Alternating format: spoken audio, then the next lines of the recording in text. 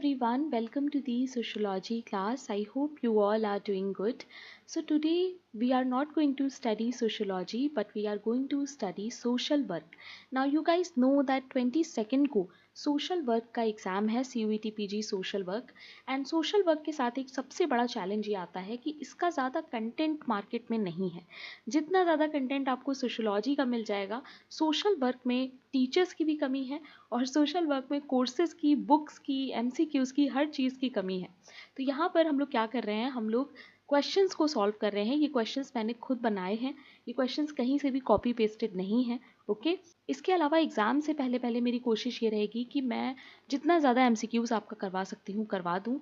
और आज हम लोग 2 यूनिट के क्वेश्चंस करेंगे और जो नेक्स्ट सेशन होगा इसका यानी class 3 of rapid revision for social work जो होगा उसमें मैं बचे हुए सारे टॉपिक से क्वेश्चंस करवा दूंगी. ठीक है, क्योंकि अब टाइम कम है तो अलग अलग सेशंस हम लोग नहीं कर पाएंगे. मे बी हम लोग 3 ही सेशन कर पाएँ, बट उसके अलावा PYQs मैं सोच रही हूँ कि आपके करवा दूँ क्योंकि PYQs मुझे मिले हैं कुछ.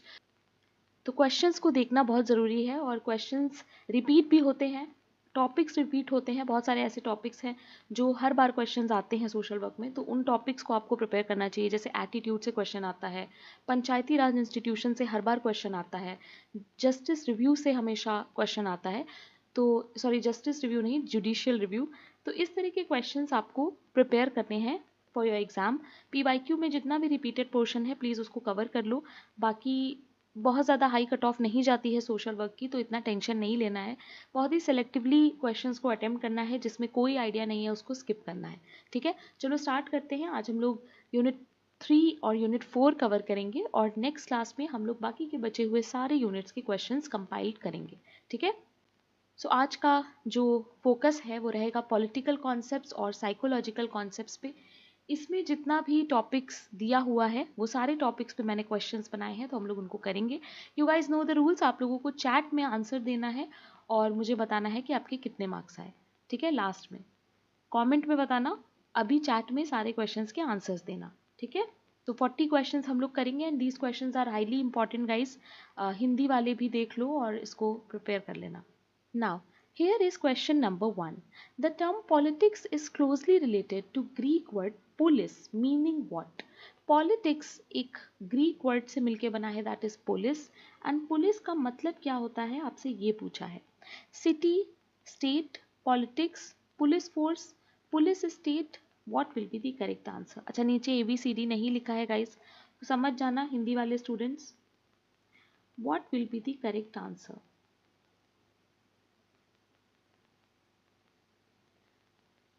Please remember guys, the correct answer is A. Politics जो है वो पुलिस वर्ड से मिलके बना है, ग्रीक वर्ड है, ये याद रखना, और इसका मतलब होता है सिटी स्टेट. ओके, शहर और राज्य. Question number 2. Who told the central theme of politics is who gets what when how? किसने कहा था कि पॉलिटिक्स का जो सेंट्रल थीम होता है वो है हु गेट्स व्हाट, किसको क्या मिला और कब मिला और कैसे मिला, when and how. Harold Laski, Harold Lasswell, Charles Merriam या फिर Frank Goodnow? What will be the correct answer?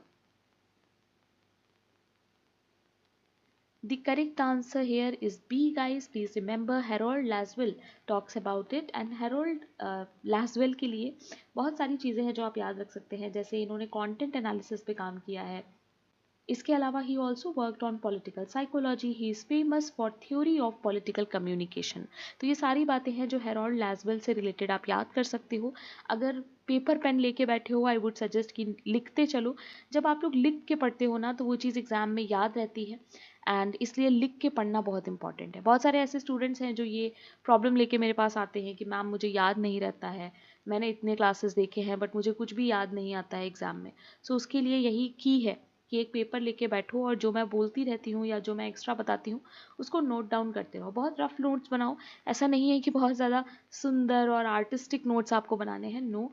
बहुत ही रफली सब कुछ लिखो, एरो बनाओ और वहाँ पे लिख दो ऐसे ऐसे, बट राइटिंग करके पढ़ना स्टार्ट करो. It is a very important skill. Okay, so B is the correct answer. Question number 3. In the Indian context, who is considered as the ancient political thinker? इनमें से कौन सा है जिनको हम लोग ancient political thinker consider कर सकते हैं? कौटिल्य, चरका, वाल्मीकि या फिर व्यासर?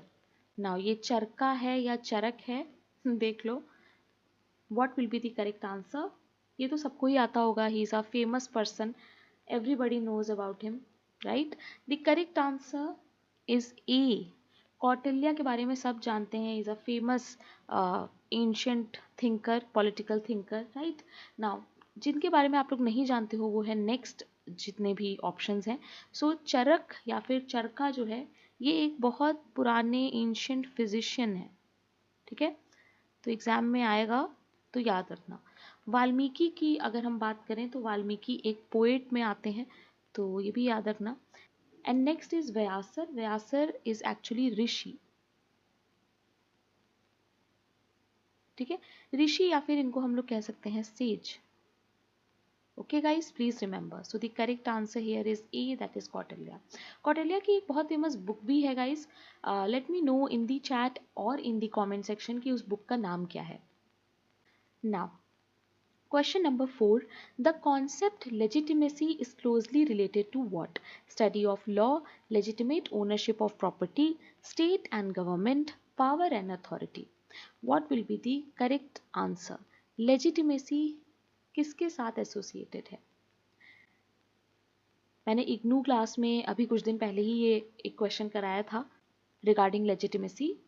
आई होप आप लोग इग्नू सीरीज़ भी देखते होंगे, क्योंकि काफ़ी बार क्या होता है कि बहुत सारे क्वेश्चंस हैं जो रिपीट हो जाते हैं, और नहीं तो जो भी नॉलेज होती है ना उस नॉलेज को ही यूज़ करके क्वेश्चंस किए जा सकते हैं। तो सारे ही इग्नू सीरीज़ के जितने भी क्वेश्चंस हैं प्लीज़ उनको देख के जाना, उनसे जो भी इंफॉर्मेशन मिल रही है वो भी यूज़ हो सकती है। ओके, सो लेजिटिमेसी जो है वो क्लोजली रिलेटेड होती है पावर और अथॉरिटी से। मैंने आप लोगों को उस इग्नू क्लास में ये पढ़ाया था, जहाँ पर मैंने बताया था कि जो पावर है जब वो लेजिटिमेट हो जाती है तो वो अथॉरिटी बन जाती है। आई hope you guys remember. If you don't know please एक बार आई थिंक 24th डे वाला सेशन ज़रूर देखना। ओके, देखो मैंने यहाँ पर कुछ नोट्स भी ऐड कर दिए हैं। Legitimacy refers to rightful use of power and authority that is accepted and recognized by the people within a political system. Legitimacy का मतलब होता है rightful use of power and authority, यानी ठीक तरीके से जब हम power and authority को use करते हैं, that is legitimacy, ठीक है? Now, it is essential for maintaining political stability. Political stability के लिए ये बहुत important होती है। Power is the ability to influence or control other. Power का मतलब क्या होता है? एबिलिटी टू इन्फ्लुएंस और कंट्रोल अदर। जब हम किसी को कंट्रोल करने की कोशिश कर रहे होते हैं, दैट इज पावर। कभी कभी एग्जाम में ना पावर, अथॉरिटी, इन सब की डेफिनेशंस या मीनिंग पूछ लेते हैं, तो इसलिए आपको पता होना चाहिए। अथॉरिटी क्या होता है? It is a legitimate and accepted power. Okay guys, please remember.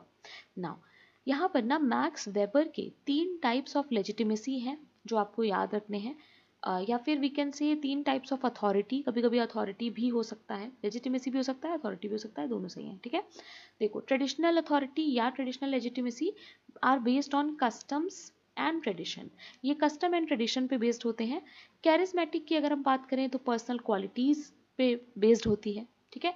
Legal rational की अगर हम बात करें तो यहाँ पर लॉज एंड इंस्टीट्यूशंस इंपॉर्टेंट हो जाते हैं, ठीक है? तो ये तीनों बातें हैं गाइज जो आपको याद रखनी है for your exam. Now, question number 5. Who told that man is by nature a political animal? किसने कहा है कि man जो है वो by nature political animal है? प्लाटो, एरिस्टोटल, जीन बॉडन या फिर सोक्रेट? What will be the correct answer? The correct answer is B. Please remember guys, it is Aristotle.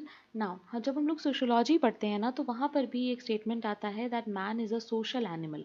ऐसे ही इन्होंने यहाँ पर कह दिया है कि man is by nature a political animal, ठीक है? Please remember. Now question number 6. Which of the following is not an essential element of a state? इसमें से कौन सा है जो स्टेट का एसेंशियल एलिमेंट नहीं है? Population, government, sovereignty, political party. What will be the correct answer? Hindi वाले भी क्वेश्चंस रीड करो। जनसंख्या, सरकार, संप्रभुता एंड राजनीतिक दल। सो इसमें से क्या है जो स्टेट का पार्ट नहीं है? नॉट है। The correct answer is D. State में पॉपुलेशन आएगा, गवर्नमेंट आएगी, सोवरेनिटी आएगी, बट पॉलिटिकल पार्टी नहीं आती है। इसकी जगह आएगा टेरिटरी। ये चारों चीजें याद रखना गाइज, एग्जाम में आती हैं, ठीक है? 4 एलिमेंट होते हैं, देखो, population, territory, government and sovereignty. Okay, इसको रीड करना बहुत ईजी है, तो ये चारों एलिमेंट्स याद रखना बस। ओके, क्वेश्चन नंबर 7, दो स्टेटमेंट्स दिए हैं and you have to tell me कि कौन सा स्टेटमेंट सही है, कौन सा स्टेटमेंट गलत है। क्वेश्चन को रीड करो and answer me in the chat. The member of constituent assembly drafted the Indian constitution. Statement 2 कह रहा है कि the constituent assembly held it's first meeting on 9th December 1946 and reassembled after partition of Pakistan as Constituent Assembly for the remaining India on 14th August 1947। क्या होगा इसका correct answer? Those of you who are giving a answer, very good. दोनों ही statement जो हैं guys वो सही हैं।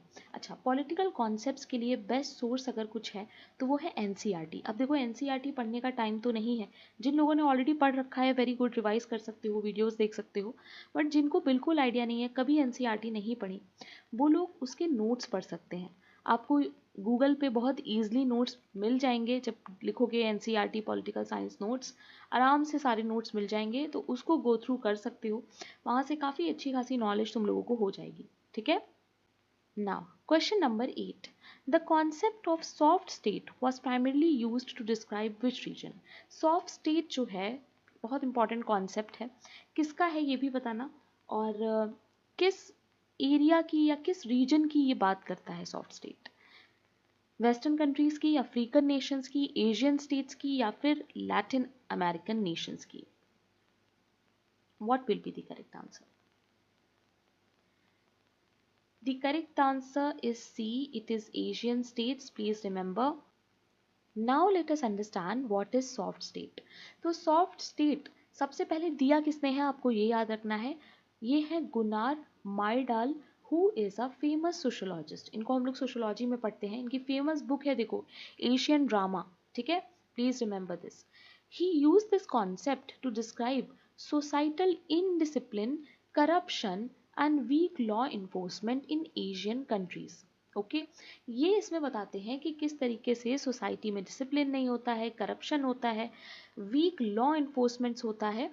लॉ इन्फोर्समेंट मतलब कि ठीक से लॉ को लोग फॉलो नहीं करते हैं, ठीक है, जिसकी वजह से इकोनॉमिक सोशल डेवलपमेंट में प्रॉब्लम्स क्रिएट होती हैं, और इन्होंने ये एशियन कंट्रीज के बारे में बोला है। Okay, please remember. देखो सॉफ्ट स्टेट जो है इसके कुछ फीचर्स देखो, लॉ इन्फोर्समेंट यहाँ पर वीक होता है, ठीक से फॉलो नहीं होता, करप्शन बहुत ज़्यादा होता है, गवर्नेंस जो है वो बहुत ही पुअर होता है, पॉलिसी बस पेपर तक ही रहती है, पब्लिक डिसिप्लिन बहुत लो होता है, जबकि हार्ड स्टेट्स में हम लोग रखते हैं वेस्टर्न कंट्रीज को। ठीक है, तो इसका जस्ट अपोजिट क्या हो जाएगा, हार्ड स्टेट में। आई होप गाइज आप लोगों को सॉफ्ट स्टेट और हार्ड स्टेट और किसने दिया है, कौन सी बुक है, ये सब यहाँ पर क्लियर हो गया होगा, एग्जाम में आ सकता है, it is very important. Okay, now question number 9, which of the following statement is correct. इसमें से कौन सा स्टेटमेंट है जो करेक्ट है? The legislature is responsible for implementing laws and policies. The legislature is the highest deliberative organ in a democracy. Legislature are appointed by the president to work on behalf of the people, या फिर the legislature is a part of the judiciary. What will be the correct answer? Hindi वाले भी question को read करो, ऐसे questions आते हैं social work के एग्जाम में, so don't take it lightly. जितने भी टर्म्स आपके सिलेबस में मेंशन है गाइस, पॉलिटिकल कॉन्सेप्ट हो, साइकोलॉजिकल कॉन्सेप्ट हो, उन सारे टर्म्स का मीनिंग, उन सारे टर्म्स के फीचर्स, ये सब आपको पता होने चाहिए। Okay, the correct answer is, it is B. I hope everybody knows this.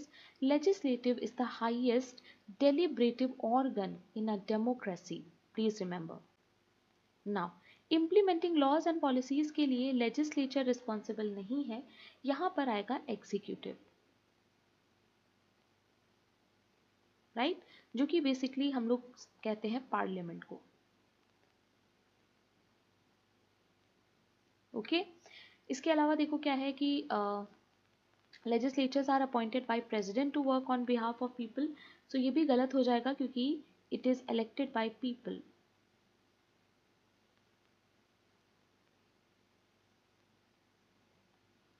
Next statement है कि the legislature is a part of judiciary, तो ये भी गलत हो जाएगा क्योंकि लेजिस्लेचर जो है वो सेपरेट होता है जुडिशरी से, ना कि उसका पार्ट होता है, राइट? तीनों अलग अलग हैं। Okay, so I hope guys you understood this? और इस तरह से आपको पढ़ना है लेजिस्लेचर, एग्जीक्यूटिव, जुडिशियरी, इसके बारे में. Okay.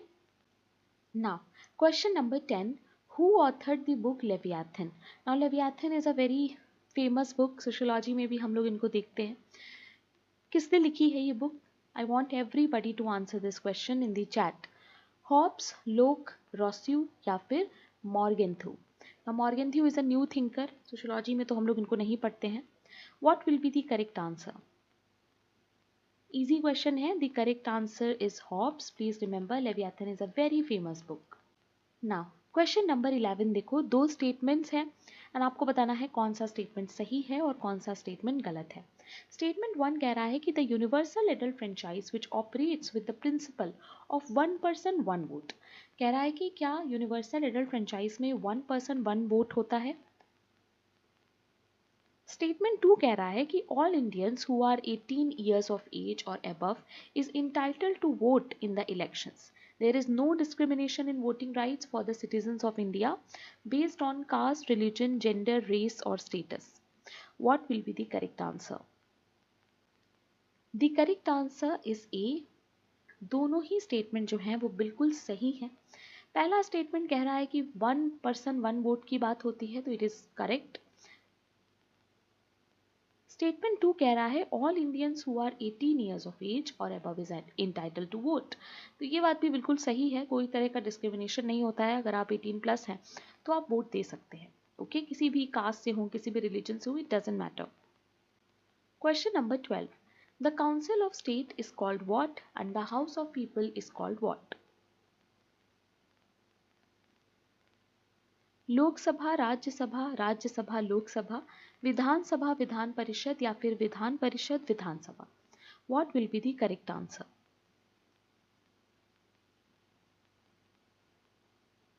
The correct answer is B. जिन्होंने B आंसर दिया है, very good. Council of state को हम लोग राज्यसभा कहते हैं, which is actually upper house, and house of people को हम लोग लोकसभा कहते हैं, which is lower house. Okay, please remember this. Question number 13. The right to constitutional remedies is given under which article?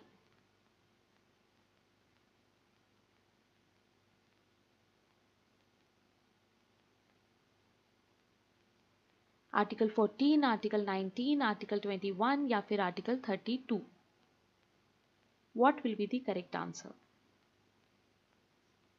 इस तरह के क्वेश्चंस आते हैं गाइस. प्लीज रिमेंबर, सारे ही फंडामेंटल राइट्स आपको याद रखने हैं. कौन सा आर्टिकल इंपॉर्टेंट है उसमें, कौन सा नहीं, ये सब भी आपको पता होना चाहिए. The correct answer is D. Article 32 talks about right to constitutional remedies. Please remember. So बाकी के आर्टिकल्स भी देखो मैंने यहाँ पर ऐड कर दिए हैं, तो प्लीज इसको रीड कर लेना. Okay. Question number 14. Fundamental rights can be suspended during which situation? Fundamental rights किस situation में suspend हो सकते हैं? During a presidential election, financial emergency, national emergency या फिर state emergency? What will be the correct answer? The correct answer is C. जिन्होंने C answer दिया, very good. हमेशा याद रखो कि फंडामेंटल राइट्स जो हैं वो नेशनल इमरजेंसी के टाइम पे सस्पेंड हो सकते हैं. ओके. Now question number 15. दो स्टेटमेंट दिए हैं, you have to tell me कि कौन सा स्टेटमेंट सही है और कौन सा स्टेटमेंट गलत है. Freedom refers to the fair and impartial treatment of individuals, ensuring that rights are upheld and wrongs are corrected according to laws, ethics and morality. It is based on principles of equality, fairness and rule of law. Statement 2 कह रहा है कि justice is the ability of individuals to act, speak, think without unjust restrictions or external control. It ensures autonomy while respecting the rights of others. What will be the correct answer? The correct answer is, सब लोग बताओ मुझे chat में क्या होगा correct answer. Easy question है. The correct answer is B. दोनों ही स्टेटमेंट जो है वो इनकरेक्ट हैं गाइस. क्यों इनकरेक्ट है? क्योंकि फ्रीडम की बात हो रही है स्टेटमेंट 2 में और जस्टिस की बात हो रही है स्टेटमेंट 1 में. Okay. Now question number 16. The characteristic that shape personality are usually acquired from what? Genetics only, experiences, physical appearance या फिर फाइनेंशियल स्टेटस? ऐसा कौन सा इसमें से कैरेक्टरिस्टिक है जो पर्सनालिटी को शेप करता है?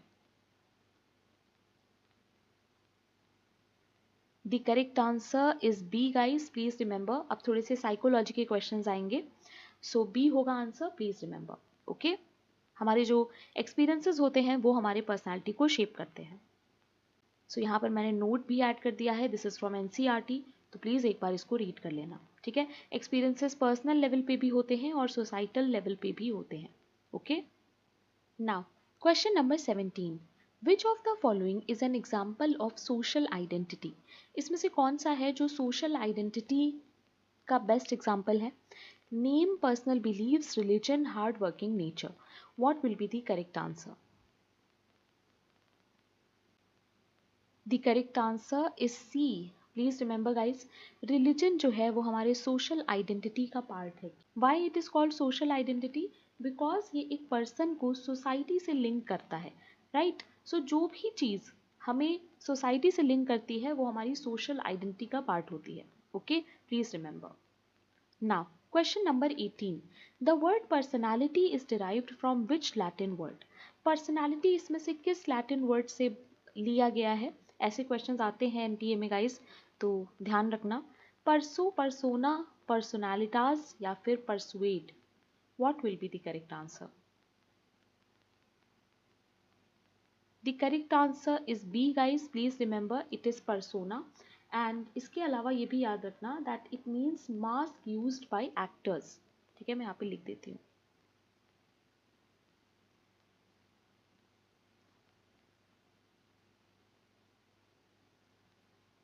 ओके, सो कभी कभी मीनिंग भी पूछ लेते हैं। इसके आगे और भी था, in Roman theatre. Okay, perform करने के लिए पूरा ही लिख देती हूँ। ठीक है, तो ये चीज़ याद रखना। Question number 19, which of the following statement best describes a psychological test?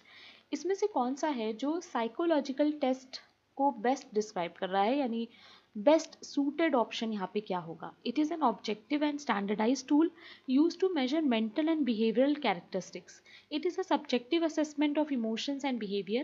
It is a non-standardized tool used by the therapist for personal interpretation.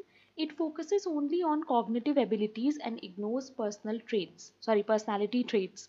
What will be the correct answer? Psychological test को हम लोग क्या कह सकते हैं इसमें से? सब लोग आंसर दो, हिंदी वाले भी क्वेश्चन को रीड करो। द करेक्ट आंसर इज ए, जिन्होंने ए आंसर दिया है वेरी गुड। ये एक ऑब्जेक्टिव स्टैंडर्डाइज टूल है, ठीक है, जिससे हम मेंटल और बिहेवियर के जो कैरेक्टरिस्टिक्स हैं उनको मेजर कर सकते हैं, उनको देख सकते हैं, right? So A is the correct option. Now question number 20, what is the primary characteristic of Binet's conceptualization of intelligence? एक बहुत इंपॉर्टेंट थ्योरी है जो हम लोग इंटेलिजेंस के टॉपिक में पढ़ते हैं, it is a Binet's theory. ठीक है, तो क्या है ये? Intelligence is divided into multiple categories, intelligence is only applicable to academic success, intelligence is inherited and can not be changed, या फिर intelligence is a single general ability that applies to all problem solving situations? What will be the correct answer? The correct answer here is D. देखो इस theory में क्या है, ये इस theory में ये कहते हैं कि इंटेलिजेंस जो है वो एक सिंगल जनरल एबिलिटी है हमारे पास, जिससे हम सारे तरीके के प्रॉब्लम्स को सॉल्व कर सकते हैं। ठीक है, so he talks about uni factor theory.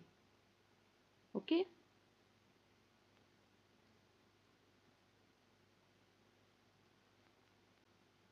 now you guys can read this here. The one factor theory or unifactor theory is given by Alfred Binet, suggests that intelligence is a single general ability that helps individuals solve problems in different situations. According to this theory, intelligence is not divided into separate skills or multiple types. Rather, it is one overall ability that can be applied to all kinds of challenges in life. यानी ये कहते हैं कि जो intelligence है वो बहुत सारी चीज़ों में डिवाइड नहीं होता है, वो अपने आप में एक सिंगल एबिलिटी है प्रॉब्लम्स को सॉल्व करने के लिए, ठीक है।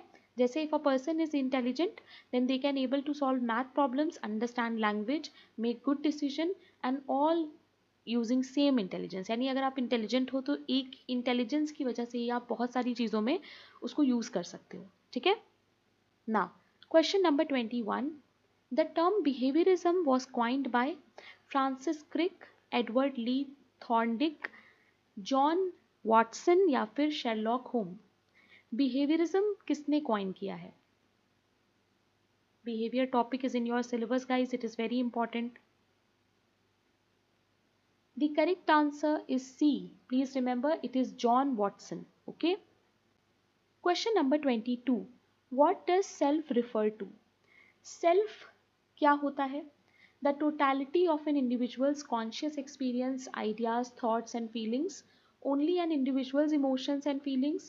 The physical appearance of an individual या फिर a fixed trait that does not change over time. Self से हम क्या समझते हैं?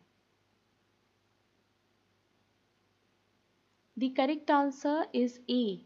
Please remember guys, self का मतलब होता है totality of individuals conscious experience, ideas, thoughts and feelings. Okay. Question number 23. What does self control refer to? Self control से हम क्या समझते हैं? Fulfilling all desires immediately, delaying or deferring the gratification of needs, avoiding all types of social interactions या फिर ignoring personal goals. What will be the correct answer? The correct answer is B. Please remember, जब हम लोग अपने gratification को delay करते हैं तो उसे हम लोग सेल्फ कंट्रोल कह सकते हैं. Okay. Now question number 24. According to Maslow, self actualization refers to what? ना मैंने आपको सोशल कॉन्सेप्ट में आई थिंक नीड्स थ्योरी पढ़ाई थी, सो ये वही है. साइकोलॉजी में भी ये यूज़ होती है, साइकोलॉजी में भी ये रिपीट होती है. सो मास्लो की थ्योरी में सेल्फ एक्चुअलाइजेशन से हम क्या समझते हैं? Achieving financial success, fulfilling only basic physiological needs, gaining social status या फिर reaching one's fullest potential. What will be the correct answer? Self actualization का मतलब होता है रीचिंग वंस फुल पोटेंशियल. आपको याद होगा जो ट्राइंगल मैंने आपको पढ़ाया था उसमें टॉप पे जो होता है वो होता है self actualisation, right? I hope you guys remember. So ये वो स्टेज है जहां पर आपका जो पोटेंशियल है वो फुलेस्ट होता है, ठीक है, fullest potential. Okay, please remember. Question number 25. Dismissing anxiety provoking behavior or thought from the unconscious is known as what? Projection, repression, rationalization या फिर denial. What will be the correct answer? Anxiety को अगर हम dismiss करें, ठीक है, या फिर कुछ ऐसे behaviors को, thoughts को हम dismiss करें जिनकी वजह से हमें anxiety हो रही है, तो इससे क्या होगा? The correct answer is B guys. Please remember it is called repression. यानी अपने feelings को आप repress कर रहे हो. Okay? Please remember. Now, question number 26. Which of the following correctly describes the separation of power in Indian Constitution?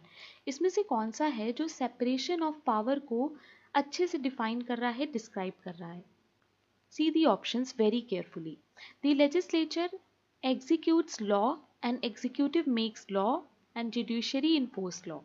The executive makes law, the legislature enforces law and the judiciary interprets law. The legislature makes law, executive implements them and judiciary interprets them. या फिर the executive and legislature share all powers equally while the judiciary only has advisory functions. What will be the correct answer? The correct answer is C. Please remember, legislature makes laws. legislature law बनाता है, executive का काम होता है उसको implement करना और judiciary का काम होता है उसको interpret करना. Okay, please remember this. Exam में ऐसे questions आएंगे. Question number 27. Now judicial review से हर साल क्वेश्चन आया है, it is very important. Judicial review in India means what? The power of judiciary to remove president, authority of judiciary to review the actions of the executive and legislature, right of judiciary to make laws, या फिर power of judiciary to enforce law. What will be the correct answer? It is also easy question. The correct answer is B guys. Please remember, judicial review का India में जो काम होता है वो होता है एग्जीक्यूटिव और लेजिस्लेचर के काम को रिव्यू करना. Okay. Question number 28. Now Panchayati Raj institution is a very important topic guys. यहाँ से बहुत क्वेश्चंस आते हैं तो प्लीज इसको पढ़ लेना. विच of the following Panchayati Raj institution functions at district level? District level पे कौन सा इसमें से इंस्टीट्यूशन है जो हमें देखने को मिलता है पीआरआई का? ग्राम सभा, ग्राम पंचायत, पंचायत समिति, या फिर जिला परिषद?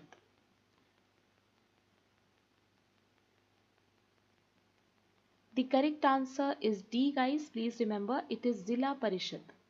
जिन्होंने डी आंसर दिया, very good. Question number 29. Which of the following document is considered the foundation of modern human rights? इसमें से कौन सा है जो मॉडर्न ह्यूमन राइट्स का फाउंडेशन है, या you can say most important document है? Magna Carta, Bill of Rights, Universal Declaration of Human Rights, या फिर Geneva Conventions? What will be the correct answer? Easy question है. The correct answer is C. Please remember guys, थोड़ा सा Universal Declaration of Human Rights के बारे में पढ़ लेना. एटलीस्ट इनका हेडक्वार्टर कहाँ है, कब इस्टेब्लिश हुआ था, ये सारी चीज़ें पता होनी चाहिए, एग्जाम में आ सकती हैं. Okay. Question number 30. Who is responsible for auditing the accounts of Panchayati Raj institution? इनमें से कौन सा है जो पंचायती राज इंस्टीट्यूशंस के अकाउंट्स को ऑडिट करता है? Controller and auditor general of India यानी CAG, state election commission, finance commission, या फिर RBI? What will be the correct answer? Easy question है. The correct answer here is A. Please remember, CAG जो है वो audit करता है PRI के अकाउंट्स को, और जो रिपोर्ट ये बनाता है उसका नाम होता है local body audit report. Local bodies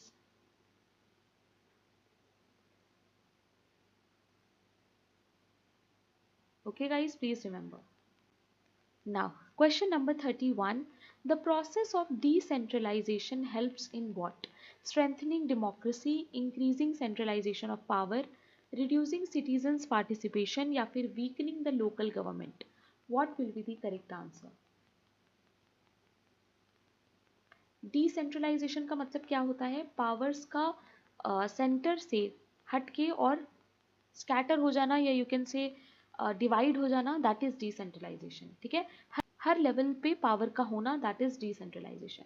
इससे क्या होता है? स्ट्रेंथन होती है डेमोक्रेसी, सेंट्रलाइजेशन पावर इंक्रीज होती है, रिड्यूसिंग सिटीजन्स पार्टिसिपेशन, या फिर weakening the local government. What will be the correct answer?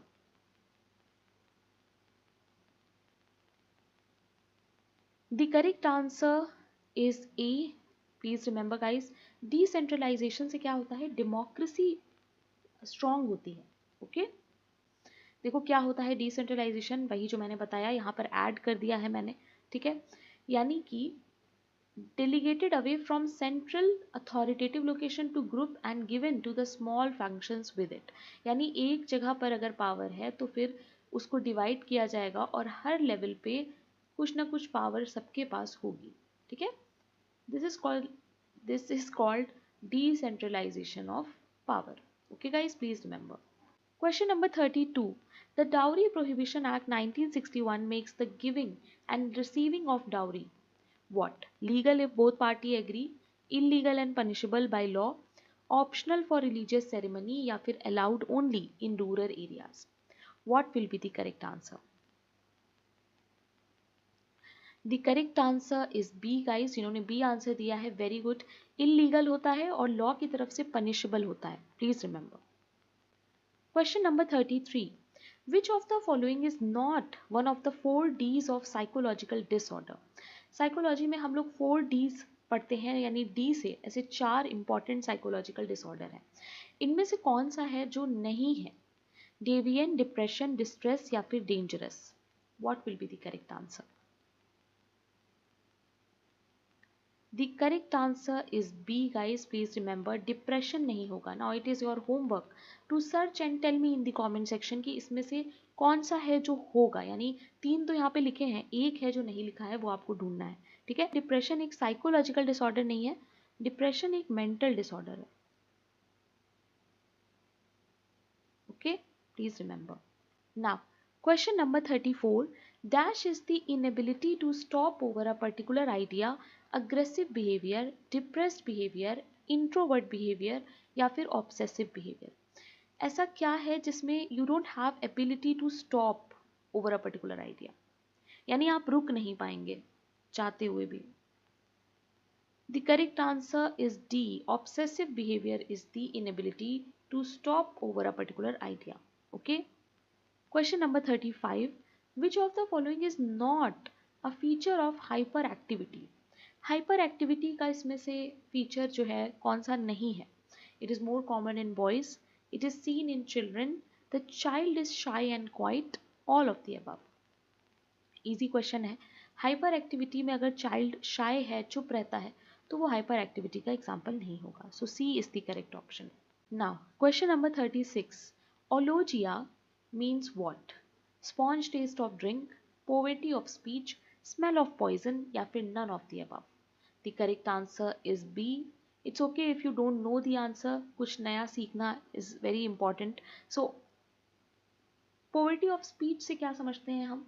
यानी बोल ना पाना. ठीक है. स्पीक लेस एक तरह का यू कैन से it is a mental disorder only. Okay, mental disorder. Okay, क्योंकि तुम लोगों के सिलेबस में मेंटल फंक्शंस गिवन है ना, इसलिए ये सब चीजें इंपॉर्टेंट हो जाती हैं. Question number 37. सेल्फ एफिकेसी का मतलब क्या होता है? Person's mental model of his और her ability and attitudes, generalized evaluative attitude towards the self that influences both moods and behaviors, process by which a person comes to know or perceive the personal attributes, set of belief that one can perform adequately in a particular situation. What will be the correct answer? Self-efficacy. The correct answer is D. Please remember, इसका मतलब होता है कि जब आपको surety होती है, belief होता है अपने ऊपर कि आप एक सिचुएशन में किस तरह से परफॉर्म कर पाओगे. Okay, so D is the correct option. Question number 38. The tendency to stick to one's existing belief despite contradictory evidence is called what? Cognitive dissonance, confirmation bias, heuristic thinking या फिर attitude change. What will be the correct answer? The correct answer is B. Confirmation bias. जब कभी ऐसा होता है कि हमारे पास evidence भी होता है, फिर भी हम अपनी बात पे अड़े रहते हैं और हम अपने बिलीव्स को चेंज नहीं होने देते, that is called confirmation bias. Okay. Question number 13. Head of gram panchayat को हम लोग क्या कहते हैं? सरपंच, डिस्ट्रिक्ट कलेक्टर, तहसीलदार या फिर block development officer. What will be the correct answer? The correct answer is A guys. Please remember it is sarpanch, जिसको हम लोग हेड ऑफ ग्राम पंचायत कहते हैं. इसके अलावा इनको हम लोग ग्राम प्रधान, मुखिया, प्रेसिडेंट ये सब भी कह सकते हैं. Now question number 40 and last question of today's class. Which article of Indian Constitution explicitly provides for judicial review? इनमें से कौन सा ऐसा आर्टिकल है जो जुडिशियल रिव्यू के लिए प्रोवाइड करता है? देखो, जुडिशियल रिव्यू कॉन्स्टिट्यूशन में कहीं भी मेंशन नहीं है, ठीक है, बट कुछ आर्टिकल्स हैं जो यहाँ पर इंपॉर्टेंट है. 14, 42, 13, 44. कौन सा होगा सही आंसर?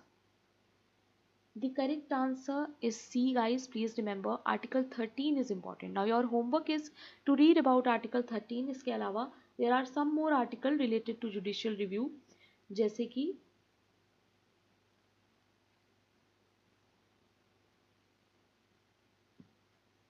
32, then 136, 142 एंड एक और है 226. ठीक है. So your homework is to read about this. Please read कर लेना क्योंकि जुडिशियल रिव्यू से हर साल क्वेश्चन आया है. Okay, so that's it for today guys. I hope you like today's question. I know time बहुत कम है एग्जाम के लिए, सिर्फ 3 दिन है और जितना मुझसे हो सकेगा मैं उतना करूँगी and you guys also do the same. आप लोगों को मुझे कॉमेंट में बताना है कि आपके कितने मार्क्स आए and if you are preparing for social work, if you are finding these classes helpful, तो मुझे ज़रूर से कमेंट में बताना, okay. And if you are a sociology और social work student, don't forget to subscribe to the channel, okay. Now social work के लिए एक स्पेशल ग्रुप है अलग से, तो इसको ज्वाइन कर लेना, ठीक है। देखो अलग से ग्रुप क्यों बनाया है, क्योंकि अगर कोई MSW करेगा या फिर कोई CUET PG की सिर्फ सोशल वर्क की प्रिपरेशन करेगा, तो उनके लिए है ये, ठीक है। मैं चाहती हूँ सोशल वर्क का एक ग्रुप बन जाए, सोशोलॉजी का एक ग्रुप बन जाए, राइट। एंड आप लोग यहाँ पे फ्रेंड्स वगैरह भी बना सकते हो, ऐसा नहीं है कि सिर्फ डिस्कशन ही करना है। हाँ, पढ़ाई से रिलेटेड ही डिस्कशन करना है, ये नहीं आप फ्रेंडशिप पे ही डिस्कशन करने लगो, है ना। तो ऐसा नहीं करना है, please keep that thing in your mind. This is my major you can say channel Telegram पे, जो आपको ज़रूर से ज्वाइन करना है, ठीक है। अगर आप सोशोलॉजी स्टूडेंट नहीं भी हो, सिर्फ सोशल वर्क के स्टूडेंट हो, तब भी इसको ज़रूर ज्वाइन करना है, क्योंकि सारे मेजर अपडेट्स यहीं पे होते हैं। ये मेरा पर्सनल टेलीग्राम है, कोई भी डाउट है, कोई भी क्वेश्चन है, जब भी CUET PG का एग्जाम होगा तो पेपर भी मुझे यहीं पे शेयर करना, ठीक है। कोई भी एग्जाम हो, कोई भी पेपर हो, कुछ भी हो, ये मेरा कॉन्टैक्ट है, यहीं पे मुझसे कॉन्टैक्ट करना है, okay. Now apart from all this, एक ऐप भी है जो तुम लोग डाउनलोड कर सकते हो, अब तक सबको पता चल ही गया होगा। ऑल इंडिया मॉक टेस्ट हुआ था अभी, तो सबने डाउनलोड की होगी ऐप। सो सोशल वर्क वाले भी इसको डाउनलोड कर लेना, काफ़ी कुछ है जो यहाँ पे आएगा, तो make sure that you download this app, okay. चलो कल मिलते हैं, कोशिश करूँगी मैं कि कल के क्लास में जितने भी बचे हुए टॉपिक्स हैं, जितने भी बचे हुए यूनिट्स हैं, सब में से मैं कुछ क्वेश्चंस करा दूँ, ठीक है। तो कल मिलते हैं, bye bye guys, keep learning and all the best for your exam. अच्छे से पढ़ो, अच्छे से पेपर करना, ओके।